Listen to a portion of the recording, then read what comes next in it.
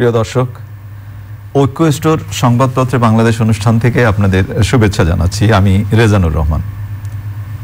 বিভিন্ন জাতীয় দৈনিকে প্রকাশিত খবরের বিশ্লেষণ নিয়ে আমাদের আজকের এই অনুষ্ঠানে অতিথি হিসেবে উপস্থিত আছেন দৈনিক ইত্তেফাকের কূটনৈতিক সম্পাদক মাইনুল আলম।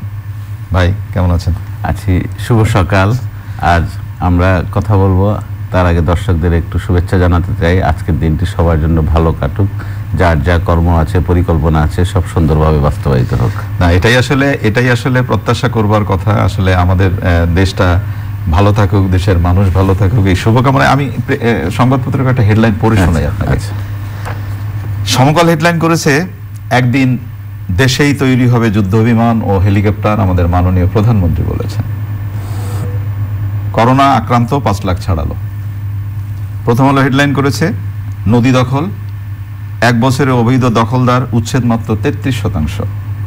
কবি ও গবেষক মঞ্জুরে মাওলার জীবনাবসান। জনগণ হেডলাইন করেছে, ক্ষতিগ্রস্ত অর্থনীতি দ্রুত চাঙ্গা করার প্রয়াস, 6.5 লাখ কোটি টাকার বাজেট আসছে। ইত্তেফাক হেডলাইন করেছে, বই উৎসব হবে না, স্কুলে গিয়েই বই আনতে হবে শিক্ষার্থী ও অভিভাবকদের, বাংলাদেশও একদিন যুদ্ধ বিমান তৈরিতে সক্ষম হবে মাননীয় প্রধানমন্ত্রী।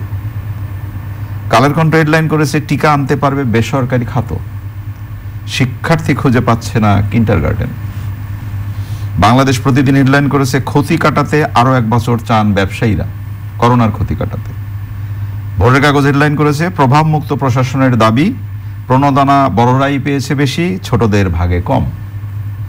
জায়জাদিন হেডলাইন করেছে, এইচএসসির ফল ডিসেম্বরেই। আমাদের সময় হেডলাইন করেছে, শনাক্ত 5 লাখ ছাড়ালো, ভয়ে বাড়াচ্ছে করোনার নতুন ধরন।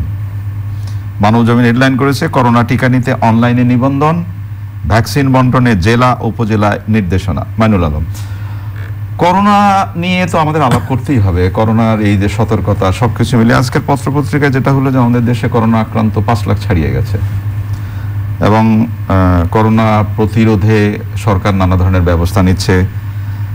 করোনার টিকা নিতে অনলাইন নিবন্ধন হচ্ছে, ভ্যাকসিন বন্টনে জেলা উপজেলা নির্দেশনা দেওয়া হয়েছে এবং আরেকটি পত্রিকায় পেলাম যে বেসরকারি পর্যায়ে করোনা টিকা আনা যাবে। দেখুন, সবকিছু মিলিয়ে করোনা নিয়ে কথা বলতে গেলে এখন যেটা করণীয়, করোনা ব্যবস্থাপনা আমরা অতিক্রম করে এসেছি, এখন হলো ভ্যাকসিন ব্যবস্থাপনা। ভ্যাকসিন ব্যবস্থাপনা যদি হয় তাহলে বাংলাদেশ 3 কোটি ভ্যাকসিন আনবে, প্রাথমিকভাবে 1.5 কোটি মানুষকে দেবে। এটা প্রায়োরিটি অনুযায়ী স্বাস্থ্যকর্মী, আইন শৃঙ্খলা বাহিনীর সদস্যরা, যারা ফ্রন্ট লাইনার, ঝুঁকিমুক্ত বয়স্ক নাগরিক, সিনিয়র সিটিজেন, এদেরকে দেওয়া হবে। কারা পাবে, কিভাবে পাবে, এটা একটা মাস্টার প্ল্যান সরকার নিয়েছে। এটা আশা করি তৃণমূল পর্যায়ে সুন্দরভাবে বাস্তবায়ন হবে এবং কার্যকর হবে। বাস্তবায়ন হবে এই জন্য যে যদি জেলা উপজেলায় অনলাইন সিস্টেমে করা যায়, এটা খুবই ভালো উদ্যোগ। ডিজিটাল পদ্ধতিতে অনলাইন করে এরপর নির্দিষ্ট তারিখে সংশ্লিষ্ট রোগী কিংবা বয়স্ক নাগরিক কিংবা যার প্রয়োজন উনি যাবেন এবং টিকাটা দিয়ে আসবেন। প্রথম ডোজ দিবে, নির্দিষ্ট সময় পর দ্বিতীয় ডোজটা দিবে। এটা একটা প্রোটোকল অনুযায়ী, স্বাস্থ্য প্রোটোকল অনুযায়ী হবে। ব্যাপারটা হচ্ছে আমরা প্রস্তুতি নিচ্ছি, পুরো বিশ্ব প্রস্তুতি নিলেও এখনো সেই চূড়ান্ত আশাটা আমরা এখনো পাইনি। পৃথিবীর কোথাও কোনো গবেষণা, কোনো উদ্যোগ, গবেষণা, রিসার্চ যাই বলেন, কোথাও কিন্তু একটি কার্যকর টিকার এখনো সন্ধান মেলেনি, শতভাগ সফল এবং পার্শ্ব প্রতিক্রিয়া মুক্ত। যেমন দেখুন করোনাতে যদি আপনি বলেন ভ্যাকসিন কারা পাবে, এটা একটি খবরে এসছে ব্রিটিশ জার্নাল, বিবিসির অনলাইন কিংবা বিভিন্ন গবেষণাপত্রে, যে যাদের অ্যালার্জি আছে তাদের করোনা টিকা কার্যকর হবে না। এবং পার্শ্ব প্রতিক্রিয়ার খবর বেরোচ্ছে এবং গবেষণাও হচ্ছে। বোধ করি যুক্তরাষ্ট্রে যে টিকাটা বেরিয়েছে, ফাইজার কিংবা মডার্না অনুমোদন দিয়েছে, মার্কিন ভাইস প্রেসিডেন্ট মাইক পেন্স প্রথম প্রয়োগ করেছেন এবং অন্যান্যরা করছেন। ব্যাপারটা হচ্ছে যে এটা পরীক্ষাই বলা যায়, এখনো আমরা টেস্ট অ্যান্ড এক্সপেরিমেন্টের মধ্যে আছি। আমি আপনার কাছে যদি একটু জানতে চাই বা আমরা আলোচনাও করতে চাই, যেটা হলো যে করোনার টিকা আসছে বা আমরা কবে টিকা পাবো সেটা তো একটা ব্যাপার আছেই, কিন্তু তারপরেও বন্টন ব্যবস্থাটা নিয়ে যাতে আমাদের কোনো ধরনের অস্থিরতা না দেখা দেয়। আবার ব্যাপারটা যদি এরকম না হয় যে করোনা এমন একটি দুষ্প্রাপ্য, টিকাটা এমন একটি দুষ্প্রাপ্য বিষয় আমাদের দেশে হয়ে গেল যে যাদের অর্থবিত্ত আছে, যারা প্রভাবপতি আছে, তারাই এটা নিয়ে যে মজুত করে রাখলো, সেটা যেন না। আমাদের অভিজ্ঞতার আলোকে আমরা প্রত্যাশা করব, কারণ করোনার চিকিৎসা এবং ব্যবস্থাপনা নিয়ে অনেক কিছু হয়েছে। ব্যাপারটা হচ্ছে যখন সংকট হয় ডিমান্ড এবং সাপ্লাইয়ের যখন ফারাকটা হয়, আমার ডিমান্ড আছে প্রচুর কিন্তু আমার সরবরাহ ওইরকম নাই, আমার টিকা দেওয়ার প্রয়োজনীয় মানুষের চাপ অনেক বেশি কিন্তু পর্যাপ্ততা নাই, তবে 1.5 কোটি যদি আনা হয়, 1.5 কোটি মানুষকে প্রথম পর্যায়ে দেওয়া হয় এবং আরো অন্যান্য উৎস থেকে যদি পাওয়া যায়, সেটা 1.5 কোটি কি একবারই আসবে? পর্যায়ক্রমে আসবে। এটা এখনো সুদূর পরাহত, পরিকল্পনাধীন আছে। এটা হয়তো জানুয়ারিতে আশা করা না গেলেও ফেব্রুয়ারিতে আমরা ধারণা করছি। কিন্তু আপনি বন্টন ব্যবস্থার উপর গুরুত্ব দিচ্ছেন, আমিও সেটা বলবো। প্রশাসন নিরপেক্ষভাবে যে নেটওয়ার্ক আছে, প্রশাসন আপনি ত্রাণ বন্টন করে, দুর্যোগে বিভিন্ন জিনিস বন্টন করে, এটার একটা দক্ষতা আছে, নেটওয়ার্ক আছে, ব্যবস্থাপনা আছে, এবং ওখানে অনিয়মের ঘটনাও ঘটেছে। এখানে যে অনিয়ম অব্যবস্থাপনা হবে না সেটা বলা যায় না, কিন্তু সেটাকে মাথায় রেখে সরকার ব্যবস্থা করছে। মাননীয় প্রধানমন্ত্রী বিভিন্নভাবে তার সময় দিয়ে যোগাযোগ করে বিভিন্নভাবে ব্যবস্থা করছে। স্বাস্থ্য মন্ত্রণালয় এটা আনছে, চুক্তি করছে, সরকারি খাত বেসরকারি খাতের উদ্যোগের সম্পৃক্ততার খবর এসেছে। কিন্তু যারা ব্যবস্থাপনা কর্মী, আমি মনে করি একটি ট্রেনিং ব্যবস্থা দেওয়া উচিত, ট্রেনিং থাকা উচিত, নির্দেশনা থাকা উচিত, গাইডলাইন থাকা উচিত এবং একটা উন্মুক্ত পদ্ধতি থাকা উচিত। তাহলে আমরা যখনই পাই আর জনগণকে আগ্রহিতা, আমরা জনগণ যাতে একটু ধৈর্য ধরে আমরা নিয়ম কানুনের মধ্য থেকে এটা যাতে গ্রহণ করি, কারণ এটা কোনো ব্যক্তির ব্যাপার না, কোনো সমাজ, কোনো গোষ্ঠীর ব্যাপার না, এটা জাতীয় ব্যাপার। আমরা অংশগ্রহণ করব, সম্পৃক্ত হব, একটা ভালো ব্যবস্থাপনাকে সহায়তা করব, এই হতে পারে। কারণ আপনি বলেছেন যে 5 লক্ষ, এটা উদ্বেগের খবর, কিন্তু বাংলাদেশ এখন পর্যন্ত খুব বেশি যে আক্রান্ত হয়েছে কিংবা খুব বেশি যে আমরা ক্ষয়ক্ষতি কিংবা প্রাণহানি, আমি এটা এভাবে বলছি না, একটা প্রাণ, কিন্তু বিশ্ব চিত্র কি? আমেরিকায় প্রতিদিন 2000, 2500, 3200 করে, পরশুদিন একদিন আগেও 2800 লোক মারা গেছে। ইউরোপের চিত্র, ইতালি, জার্মানি, বিভিন্ন দেশে 600, 800 করে মারা যাচ্ছে। না, তার মানে আমাদের নির্ভর হলেও আবার চলবে না, নির্ভর হলেও চলবে না। সেক্ষেত্রে বাংলাদেশের মানুষ, বাংলাদেশের পরিবেশ, জলবায়ু, আমরা যে উইন্টার ওয়েভ, শীতের যে প্রকোপের কথা ভাবছি, একটু বাড়ছে, কিন্তু সেটা সবাইকে নিয়েই আমাদের অগ্রসর হতে হবে। এবং 38 জন, 40 জন, 30 জন মৃত্যু, কারণ আপনি দেখেন করোনার যে চরিত্র, আপনি একটা সংবাদ শিরোনাম পড়েছেন, চরিত্র পাল্টাচ্ছে। এটা গবেষকরা কিংবা বিজ্ঞান, চিকিৎসা বিজ্ঞান, ব্যর্থ বলবো না, এখনো সফল হতে পারেনি। সুতরাং হসপিটাল ব্যবস্থাপনা এখন ঢাকার আইসিইউতে অনেক সংকট আছে এবং জায়গা নাই বলে কোনো মৃত্যুর খবরও পাচ্ছি। ব্যাপারটা হচ্ছে আইসিইউ ব্যবস্থাপনা তো একটা পর্যায়ে, তার আগে করোনা প্রতিরোধে আমি আমার নিজের ব্যবস্থাপনা করব, আমি নিজেকে মুক্ত রাখবো, শঙ্কামুক্ত রাখবো, আমি মাস্ক ব্যবহার করব, আমি চলাফেরা করতে হবে জীবন জীবিকার প্রয়োজনে। এই জায়গায় কি আমি আপনার সাথে একটু আলোচনা করতে চাই, এই যে সামনে পৌরসভা নির্বাচন, সিটি কর্পোরেশনের নির্বাচন, দেশে অনেকগুলো নির্বাচন হবে, সেই নির্বাচনে যে এই নির্বাচনে তো মিছিল হবে, নানা ধরনের, এটা অবশ্যই নির্বাচন জায়গাগুলোতে যারা প্রতিনিধি আছেন, জনপ্রতিনিধি আছেন, তারা যদি এই মাস্ক পরা এবং স্বাস্থ্য বিধি মেনে চলাটার বিষয়টা গুরুত্ব দেন, তাহলেই বোধ করি একটা কাজের কাজ হবে। এবং সত্যি কথা, আমাদের মানুষ সচেতন না, আমরা খুবই নিয়ম কানুনের কিংবা স্বাস্থ্যবিধি, নিয়ম বলবো না, আইনও বলবো না, বিধি, স্বাস্থ্যবিধি নিজের কাছে নিজেকে মানতে হবে। তাহলে আমি নিজেকে মুক্ত রাখবো, আপনাকে আমার চারপাশের মানুষকে মুক্ত রাখতে পারবো এবং করোনা মুক্ত থাকতে পারবো। সবচেয়ে গুরুত্বপূর্ণ এটা। আমরা একটা স্বপ্ন বিষয়ক আলোচনা করি। আমরা যখন আমাদের বাংলাদেশে মাননীয় প্রধানমন্ত্রী যখন বললেন যে আমরা আমাদের পদ্মা সেতু আমরা নিজেদের টাকাই বানাবো, তখন অনেকেই তুচ্ছ-তাচ্ছিল্য করেছিলেন। পদ্মা সেতু কিন্তু এখন বাস্তব। আমাদের মাননীয় প্রধানমন্ত্রী গতকাল বলেছেন আমরা ভবিষ্যতে যুদ্ধ বিমান, হেলিকপ্টারও বানাতে পারি। এই স্বপ্ন আমরা দেখার, এবং আমরা মনে করি এটা সম্ভব। কি বলবেন? দেখুন, পদ্মা সেতুর প্রসঙ্গ তুলেছেন, এটা একটা উচ্চাভিলাষী স্বপ্ন বলে অনেকে বলা হয়েছিল। সত্যি আমাদের ধারণাতীত ছিল, কিন্তু সেটা গত 10 বছরে বাস্তব রূপ পেয়েছে। স্বপ্ন এখন চোখের সামনে। পদ্মা সেতুর 41টা স্প্যান লেগে গেছে, পুরো দৃশ্যমান, সমাপ্তি কাজগুলো হচ্ছে। আগামী 1.5 বছরের মধ্যে আমরা পদ্মা সেতু ব্যবহার করতে পারবো। ব্যাপারটা হচ্ছে আপনি স্বপ্ন দেখতে হবে। স্বপ্ন যদি না দেখেন তাহলে আপনি সামনে এগোতে পারবেন না। বঙ্গবন্ধু কন্যা, আমাদের প্রিয় প্রধানমন্ত্রী, আমাদের 17 কোটি মানুষকে স্বপ্ন দেখিয়েছেন এবং এই স্বপ্নকে বাস্তবে পরিণত করেছেন। এবং আপনি যদি ঢাকার কথা, যে ইস্যুটা আজকে বললেন, একটি গুরুত্বপূর্ণ ইস্যু, বাংলাদেশ যুদ্ধ বিমান এবং হেলিকপ্টার এগুলো তৈরি করবে। আমাদের বাংলার আকাশ রাখিব মুক্ত বিমান বাহিনীর যে স্লোগান কিংবা মর্মবাণী, এটা যদি আপনি করতে হয় তাহলে আমরা অবশ্যই এটা করা উচিত। এই যুদ্ধ বিমান তৈরির সক্ষমতা অর্জন করা উচিত। আমরা কেন রাশিয়া থেকে মিগ কিনবো, কিনেছি এক সময়, প্রয়োজনে কিনবো, হ্যাঁ বিদেশ থেকে আমরা কিনবো, কিন্তু আমাদের উপযোগী, আমাদের আকাশ নিরাপত্তা, আমাদের আকাশ প্রতিরক্ষা, এটা একটা করতেই হবে। আপনি নৌবাহিনীর, সেনাবাহিনীতে সক্ষমতা এসছে এবং যে কোনো দেশের ত্রিমাত্রিক প্রতিরক্ষা বাহিনী, ট্রাই ডাইমেনশন কিংবা বহুমাত্রিক প্রতিরক্ষা বাহিনী, প্রতিরক্ষা ব্যবস্থা যেখানে আছে, সে দেশের স্বাধীনতা, সার্বভৌমত্ব নিশ্চিত, তার প্রতিরক্ষা ব্যবস্থা একটি মানসম্পন্ন, এবং আমরা আমাদের প্রতিরক্ষা ব্যবস্থাকে ওই পর্যায়ে নেওয়ার জন্য যাচ্ছি। এটা আপনি স্বপ্ন বলেছেন, মাননীয় প্রধানমন্ত্রী অবশ্যই স্বপ্ন, যিনি স্বপ্ন দেখিয়েছেন এবং স্বপ্নকে বাস্তবে রূপ দেওয়ার জন্য বদ্ধপরিকর। এটা সম্ভব, একদিনে বাংলাদেশে এটা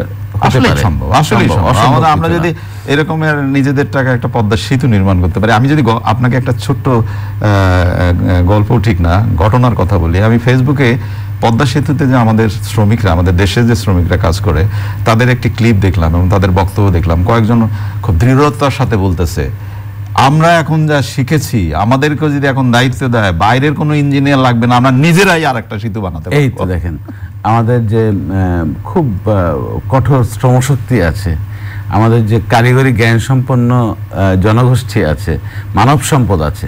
আমাদের মানব সম্পদ আমাদের বড় সম্পদ।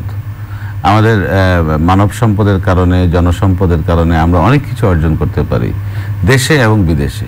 পদ্মা সেতুতে আমাদের হাজার হাজার নির্মাণ শ্রমিক জড়িত আছে।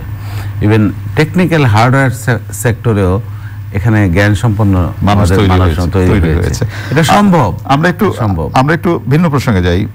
আমাদের ছেলেমেয়েদের পড়াশোনা, একটি পত্রিকার হেডলাইন দেখলাম, কিন্ডারগার্টেন বাংলাদেশে যে বলি না বলি একটি গুরুত্বপূর্ণ অবস্থান দখল করেছে শিক্ষাক্ষেত্রে। কিন্ডারগার্টেন শিক্ষার্থী পাচ্ছে না। আবার আরেকটি পত্রিকা দেখলে এবার বই উৎসব হবে না, ছেলেমেয়েদেরকে বই নিয়ে আসতে হবে। সবকিছু মিলিয়ে স্বাস্থ্যবিধির তো একটা ব্যাপার আছে, কিন্তু এই যে কিন্ডারগার্টেনের শিক্ষার্থী পাচ্ছে না বা পড়াশোনা হচ্ছে না, সাধারণ পড়াশোনার ক্ষেত্রেও মেয়ে শিক্ষার্থী ঝরে যাচ্ছে, বাল্য বিবাহ হচ্ছে, সবকিছু মিলে একটি কোনো ধরনের পরামর্শ আছে আপনার যে কি হতে পারে বা কি করা যায়? বইয়ের কথা বললেন, 1 জানুয়ারি পুস্তক উৎসব, বই উৎসব হয়।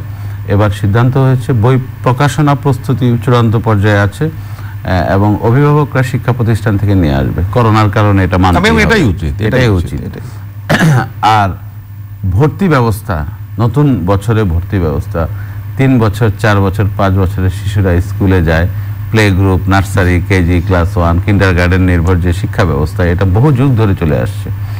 এখন শিশুদেরকে যে শিক্ষা প্রতিষ্ঠানে দেবে, নাম অন্তর্ভুক্তি করবে, ভর্তি পরীক্ষা হবে কিংবা টেস্টের মাধ্যমে হবে, এই ব্যাপারটা অনিশ্চিত। এটা একটা গাইডলাইন থাকতে হবে। আর কিন্ডারগার্টেনগুলোতে এখন ডিসেম্বরের প্রায় শেষ পর্যায়ে, যে ডিসেম্বর থেকে যে ভর্তি প্রক্রিয়া করানো যাচ্ছে না করোনার কারণে, আমার মনে হয় এটা অনলাইনে করা যায় কি না নাম অন্তর্ভুক্তি। কারণ সন্তানকে তো ঘরে রেখে দেবে না, ঘরে শিক্ষা এবং অনলাইন শিক্ষায় একমাত্র নির্ভরতা বর্তমানে। মানে যখন যে সময়টা দাবি করে সেই সময়ের প্রয়োজনে। কারণ আগে স্বাস্থ্যবিধি মেনে নিজেকে এবং পরিবারকে, সন্তানদেরকে করোনামুক্ত রাখতে হবে, সুস্থ রাখতে হবে, তারপর শিক্ষা, তারপর কর্ম, তারপর অন্য কিছু, বিনোদন যাই বলেন। কিন্তু এখন এই ভর্তি প্রক্রিয়াটা আমি নিশ্চিত যে প্রাথমিক শিক্ষা বিভাগ, প্রাথমিক শিক্ষা মন্ত্রণালয়, অধিদপ্তর, তারা একটি সুন্দর ব্যবস্থাপনা তৈরি করবে, একটা গাইডলাইন তৈরি করবে, হয়তো প্রস্তুত হচ্ছে। এবং সেটা গত 6 মাসের অভিজ্ঞতা যদি বলেন, এসএসসি পরীক্ষায় ফলাফল, এইচএসসি পরীক্ষা ফলাফল এ মাসে আসবে, যে পদ্ধতিতেই হোক না কেন। উচ্চশিক্ষা পর্যায়েও ভর্তি পদ্ধতিও একটা প্রণয়ন করা হয়েছে, গ্রহণযোগ্য হতে হবে, সেটা কার্যকর হতে হবে, গ্রহণযোগ্য তবে কার্যকর হতে হবে, ফলপ্রসূ পদ্ধতি আমরা অবশ্যই অনুসরণ করতে হবে। তো প্রাথমিক পর্যায়েও, যেটা তৃণমূল টার্সিয়ারি পর্যায়ে যেটা বলা হয়, প্রাথমিক পর্যায়ে সেটা করতে হবে। এবং প্রি প্রাইমারি স্টেজে সবচেয়ে বেশি সংকট, কারণ শিশুরা যেখানে স্কুল যাবে, নতুন ড্রেস পরে স্কুল শুরু করবে, শিক্ষার স্বপ্ন, আমরা সেটা পার হয়ে এসেছি, আমাদের সন্তানরা সেটা করেছে এবং ভবিষ্যতে করবে। সুতরাং এটার একটা সমন্বিত ব্যবস্থা, পরিকল্পনা থাকা দরকার বলে মনে করি। আরেকটি খবরের দিকে আপনার দৃষ্টি আকর্ষণ করতে চাই।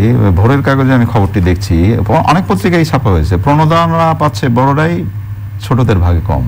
এই যে করোনাকালীন দুঃসময়ে ব্যবসা বাণিজ্য নানা ক্ষেত্রে সরকারি প্রণোদনা আর্থিক খাতে, হ্যাঁ, কিন্তু ছোটদের মানে ছোট ছোট ব্যবসায়ী যারা, তাদের গুরুত্বটা কম। ক্ষুদ্র মাঝারি শিল্প ব্যবসায়ী উদ্যোক্তা, এদের প্রতি আমাদের এদের যে অবদান সমাজে, ক্ষুদ্র 10 লক্ষ টাকা দিয়ে একটি ক্ষুদ্র ব্যবসায়ী পুঁজি দিয়ে শুরু করলো এবং সে নিজে একটি কর্মসংস্থানের ব্যবস্থা হলো এবং তার জীবন। এবং আমার কাছে যেটা মনে হয় যে যারা ক্ষুদ্র ক্ষুদ্র ঋণ নেন তারা কিন্তু ঋণটা ফেরতও দেন এবং সেই প্রচেষ্টা তাদের। অনেক বড়রা যারা নেন তারা অনেক সময় ঋণটা ফেরত দেন না, ওরা অর্থনৈতিক সংকটের কারণ হয়ে দাঁড়ায়।